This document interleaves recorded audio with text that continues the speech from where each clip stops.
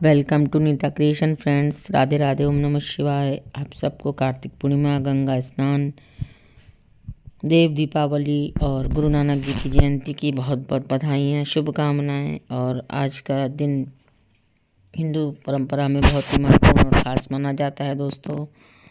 और आज के दिन हम लोगों ने तुलसी माता की पूजा करके उनकी विदाई की। जैसे कि पता है आप लोगों को, देवोत्थान एकादशी के दिन माता का और शालिग्राम जी का विवाह संपन्न होता है और आज के दिन उनकी विदाई होती है। तो कैसे क्या पूजा हुई ये सब हम आप लोगों को दिखा रहे हैं। ये सारा प्रसाद पूजा का सब सुषमा दीदी ने बनाया, सारी तैयारी सुषमा देने की। ये छोटी छोटी कुचैया होती हैं, पुआ गुलगुला ऐठी गुईठी होती है। और ये 60 बत्तियों की एक जोत बनाई जाती है, जो पूरे 60 बत्तियां जिन्हें सुबह शाम दोनों टाइम दीप जलाया जाता है माता को कार्तिक महीने में। तो आज कार्तिक का महीना पूरा होता है, कार्तिक पूर्णिमा। तो उसी हिसाब से हर दिन की 2 बत्तियों के हिसाब से 60 बत्तियों को एक साथ मिला करके जैसे कि उसकी जोत जलाते हैं, उससे माता की आरती करते हैं। और माता के गमले को गेरू से लीपते हैं, उस स्थान को गेरू से लीपते हैं। फिर वहाँ पे आटे में जो हल्दी मिलाकर ऐपड़ बनाते हैं उससे थापे लगाते हैं, उस पर सिंदूर का तिलक लगाते हैं और कलश बनाते हैं। कलश के ऊपर अक्षत रखते हैं, अक्षत के ऊपर दीपक रखते हैं, उसको प्रज्वलित करते हैं और तुलसा मैया को पुष्प चढ़ाते हैं, दीप धूप और अक्षत चढ़ाते हैं और सुहाग की श्रृंगार की सब सामग्री चढ़ाते हैं और माता की चालीसा, उनकी कथा, उनकी आरती करते हैं और उनसे सदा ही अपने घर में निवास करने के लिए प्रार्थना करते हैं। अपने लोगों के लिए, आप सभी लोगों के लिए, नीता क्रिएशन के सभी व्यूवर्स के लिए शालिग्राम जी की और तुलसा माता की कृपा दृष्टि मांगते हैं दोस्तों। और अब देखिए माता के मंत्र पढ़े जा रहे हैं और माता की कथा चालीसा सभी कुछ सुनाओ। वृंदावने विष्णुता विष्पानि पुषारं तुलसीर्जीवनी वृंदावने विष्णुता विष्पानि पुषारं तुलसीर्जीवनी वृंदावने विष्णुता विष्पानि पुषारं तुलसीर्जीवनी। यहाँ के समय वृंदावने विष्णुता प्रमुख पार्षद भी शापग्रस्त होकर दंभ नामक दानव का पुत्र बनकर उत्पन्न, उसका नाम शंखचूर्ण रखा गया। वयस्क होने पर तुलसी और शंखचूर्ण दोनों ही भगवान श्री कृष्ण के परम भक्त हुए।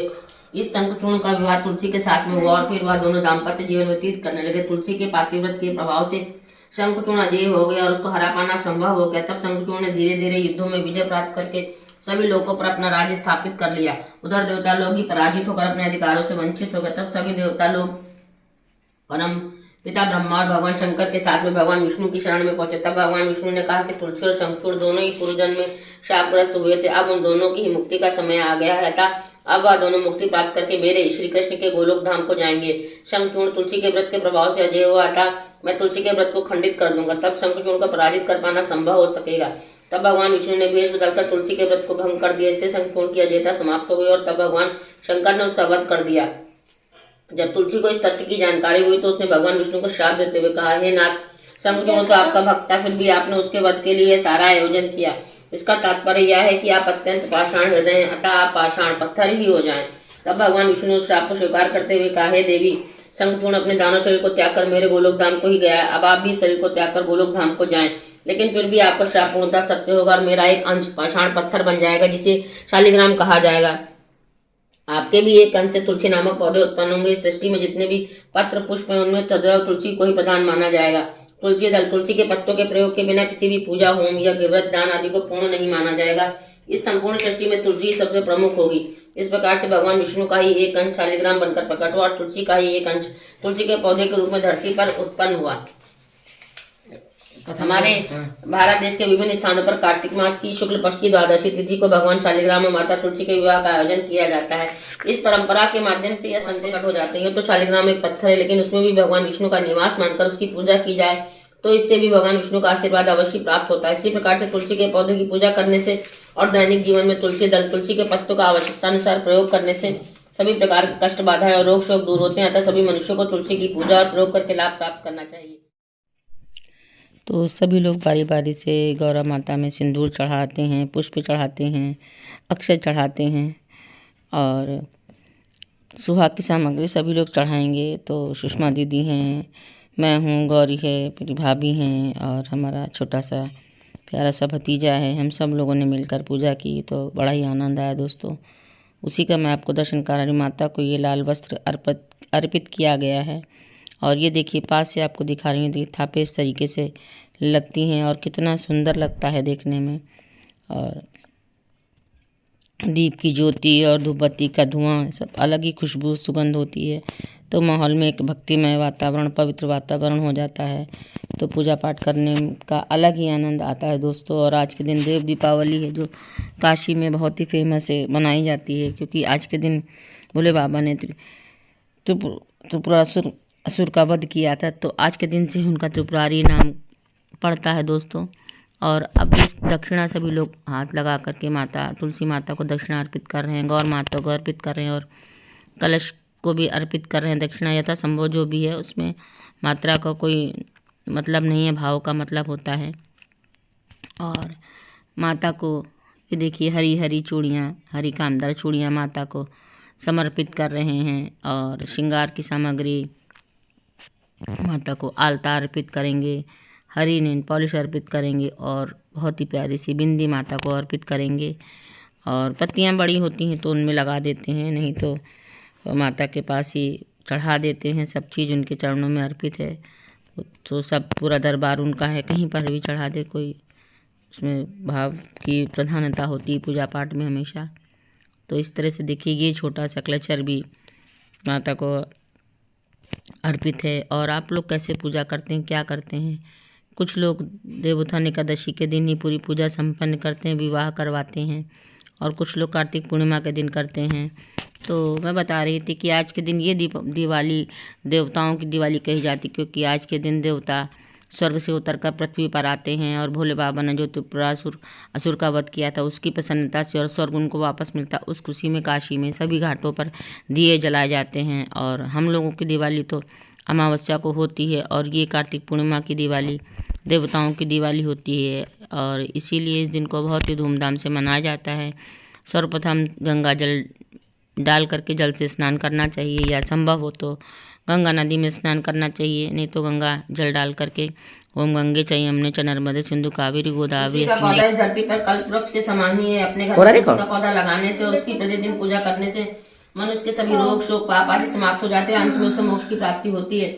माता तुलसी की प्रतिदिन पूजा करने से उत्तम स्वास्थ्य, सौंदर्य, कुशाग्र बुद्धि, विवेक, धन, वैभव, सभी प्रकार के सुख, समृद्धि, संपत्ति, सिद्धि इत्यादि की प्राप्ति होती है। पद्म पुराण में लिखा है कि जिस घर में तुलसी का पौधा होता है वह घर तीर्थ स्थान के समान अत्यंत पवित्र हो जाता है, और वहां पर यमराज के दूत जैसे कीटाणु, विषाणु, जहरीले जंतु आदि प्रवेश नहीं कर पाते हैं। घर में तुलसी का पौधा लगाने से सभी प्रकार के भूत, प्रेत, पिशाच, दैत्य, राक्षस आदि घर में प्रवेश नहीं कर पाते हैं। ऐसा घर सभी प्रकार की ऊपरी बाधाओं से सुरक्षित रहता है। हम हिंदुओं में कोई भी धार्मिक आयोजन तुलसी के पत्तों के बिना पूरा नहीं होता। भगवान को भोग लगाते समय सभी प्रकार के पदार्थों में तुलसी दल अवश्य मिलाना चाहिए। यदि आपके पास में अन्य कोई वस्तु उपलब्ध ना हो तो केवल तुलसी दल का ही भोग लगा देना चाहिए, भगवान उसी से प्रसन्न हो जाएंगे। यूँ तो सभी प्रकार के पत्ते और पुष्प सूख जाने के बाद में प्रयोग नहीं किए जाते हैं, अग्राह्य हो जाते हैं, लेकिन केवल तुलसी के पत्ते ही इस प्रकार के होते हैं जिन्हें सूख जाने के बाद में प्रयोग किया जा सकता है, और उन सूखे पत्तों को भी भगवान स्वीकार कर लेते हैं। इसीलिए यदि आप प्रतिदिन ताजा तुलसी दल प्राप्त न कर सके तो फिर आप एक ही बार में पर्याप्त तुलसी दल एकत्रित कर लें और उसका आवश्यकता अनुसार धीरे धीरे प्रयोग करते रहें। श्री तुलसी जी की कृपा प्राप्ति का अचूक उपाय है। ये तो तुलसी माता की कृपा प्राप्त करने का सबसे अच्छा उपाय यही है कि आप अपने घर में तुलसी का पौधा लगाएं और प्रतिदिन उसकी पूजा करें। लेकिन यहाँ पर तुलसी माता की कृपा प्राप्त करने का एक अचूक उपाय बताया जा रहा है, जो इस प्रकार से है। यदि रोग शोक आपका पीछा ही नहीं छोड़ रहे, निरंतर कोई ना कोई परेशानी लगी ही रहती हो, कोई भी काम करने पर उसमें हानि ही होती हो, परिश्रम करने पर भी उसका पर्याप्त प्रतिफल नहीं मिल रहा हो, आप सभी तरफ से निराश हो गए हो, तो ऐसी दशा में प्रतिदिन प्रातः स्नान आदि से निवृत्त होकर माता तुलसी के पौधे की पूजा करें और श्री तुलसी चालीसा का पाठ करें। इसके अतिरिक्त प्रत्येक रविवार को श्री तुलसी चालीसा नामक यह पुस्तक जो आपके हाथों में है की 7 प्रतियां विभिन्न लोगों में वितरित करें अथवा किसी ऐसे मंदिर में दे आएं जहाँ पर तुलसी का पौधा लगा हो। इस प्रकार से लगातार 7 रविवार तक यह प्रक्रिया करने से माता तुलसी अपने ऐसे प्रचारक भक्त पर अत्यंत प्रसन्न होती हैं और उसके सभी प्रकार के कष्टों को दूर करके उसे सुख समृद्धि प्रदान करती हैं। सच तो यह है कि माता तो सदा संतान का हित ही करती है, लेकिन जो संतान माता की शक्ति का प्रचार करते हैं उसे माता की विशेष कृपा प्राप्त होती है। अतः आपको भी इस पुस्तक का वितरण करके माता की विशेष कृपा प्राप्त करनी चाहिए। बोलो तुलसी माता की जय।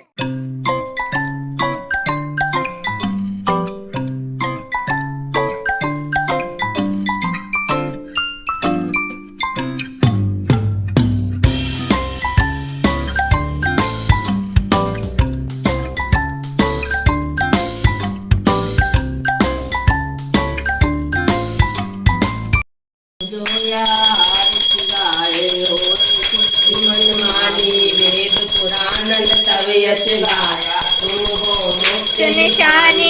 नमो नमो तुलसा महारानी नमो नमो हर की पटरानी। तुम समान नहीं दिखे कोई या जग में हो दानी।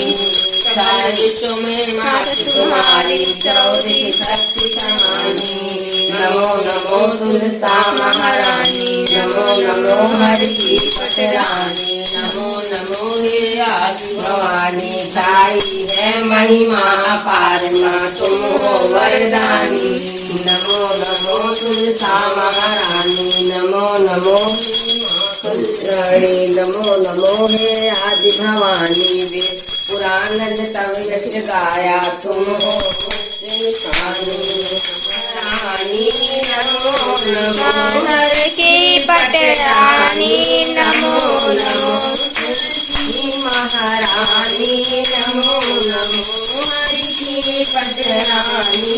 नमो नमो धन तुलसी पूरन तप कीनो। धन तुलसी पूरन तप कीनो। 40 ग्राम बनी पटरानी। 40 ग्राम बनी पटरानी। नमो नमो तुलसी महारानी नमो नमो हरि की पटरानी। जाके पत्र मंजूरी कोमल श्रीपति। जाके पत्र मंजूरी कोमल श्रीपति। कमल चरण लपटानी। नमो नमो तुलसी महारानी। धूप दीप आरती धूप दीप आरती पुष्पन की वर्षा बरसानी। नमोपन की वर्षा बरसानी। नमो नमो तुलसी महारानी। छप्पन भोग सती सो व्यंजन। छप्पन भोग सती सो व्यंजन। बिन तुलसी हरि एक न मानी। बिन तुलसी हरि एक न मानी। नमो नमो तुलसा महारानी नमो नमो हरि की पटरानी। शांति सखी मैया तेरो यश गावे। शांति सखी मैया तेरो यश गावे। भक्ति दान दो महारानी। भक्ति दान की दो महारानी। नमो नमो तुलसा महारानी नमो नमो हरि की पटरानी। नमो नमो जय माता भवानी माता की जय।